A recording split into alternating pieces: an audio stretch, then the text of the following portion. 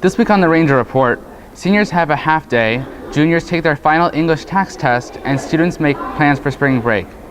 I'm your host, Charlie Ceballos, and today is Thursday, March 7th. One of the benefits of being a senior is having mornings off during tax testing. While juniors tested on Monday, seniors got a sleep-in day or spent time with friends. Senior correspondent Sarah Bashir has more. While most students dread testing days because of the challenging material, irregular schedules, and tiring hours, one group of students enjoys them. Each year, seniors enjoy the benefits that come as a result of years of hard work, including late arrival on tax test days.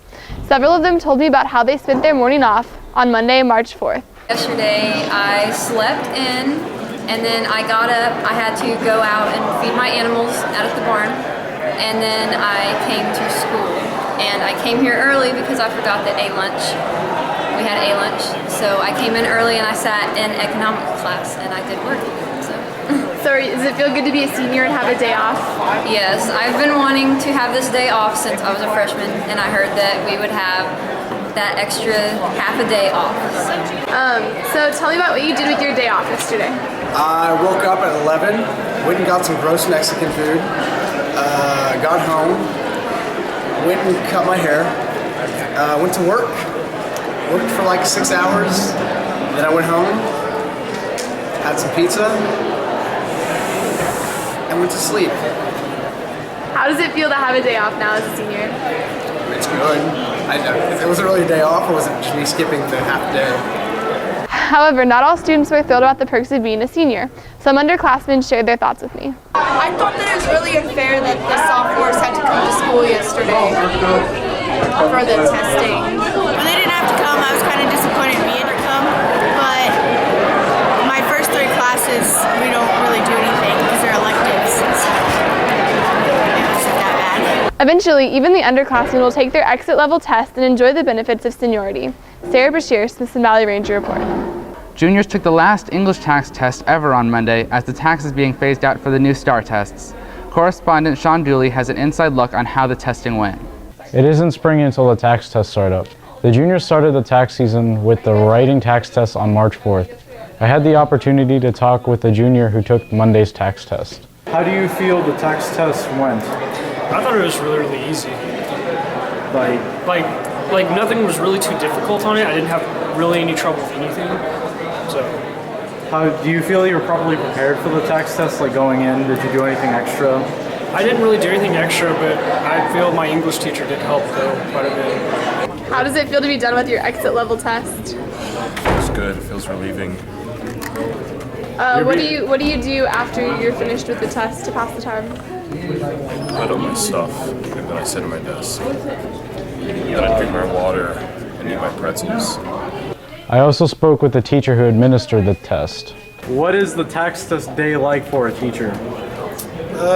It's not all that out of the ordinary. We get here at 7:30 and pick up our materials. We go to the rooms and set them up and get them ready for the students to show up. I guess the biggest thing is that we normally get put into a room that's not ours on a daily basis, and so that's one of the most unusual things about it. Does that throw you off a lot, like being in a room that you're not used to? No, not really, because we're not allowed, during tax testing for an administrator, we're not allowed to get on the computer, to read anything, to do anything but watch students closely the whole time. For more information on how the test day went, I talked to Assistant Principal Mrs. Lovelady. How did the tax test go yesterday? It went very well. All of our students found their way where they were supposed to be very quickly, and I heard the juniors did awesome. Did it go very smooth this year? Very smooth. Very thanks to Miss Merrill. She did all the planning and everything. The counselors worked well, getting all the tests ready and the buckets ready for the teachers. And it's a big undertaking to do a state mandated test. The broadcast team wishes luck to all the juniors in regards to the other tax tests later this year. Sean Dooley, Ranger Report. Now here's Mariah Bartlett with the Ranger Sports Report. Soccer sweeps San Marcos and softball defeats Johnson. This is Mariah Bartlett with the Ranger Sports Report. Both soccer teams shut out San Marcos on Friday, March 1st. Each winning 3-0, the boys tied Judson at home on Tuesday with no points for either team. Their next game is at Canyon on Friday the 8th. Then they have a week off for spring break before playing New Braunfels at home on Tuesday the 19th. Girls soccer also tied with Judson, but the score was 2-2. Senior Lauren Stacy and sophomore Caitlin Faust each scored a goal.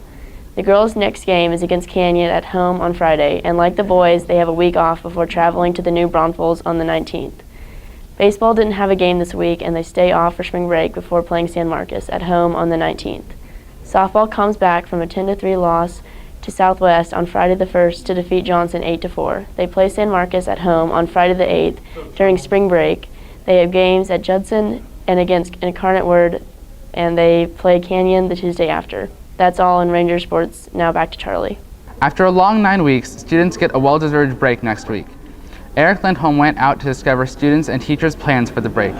The road trips, the beach, the long nights with friends. Spring break is a time of year students and teachers look forward to all year long. To most, the enticing thing about this holiday is a stress-free week, a few days to unwind and temporarily forget the worries of a hectic school life. What are you doing over spring break? I'm going to go have fun with a bunch of random people. This weekend I am taking care of my neighbor's pets until Tuesday, and then Tuesday I'm going down to the coast to my beach house until Friday with my family. Not to go party like everyone else is. And then I'm probably coming home and sleeping and being lazy before school starts again. Not only are students eager to get away from the daily rut, teachers and staff members are just as excited. Work around my house, get my lesson plans ready for the next 6 weeks because that's when the AP test is when we come back.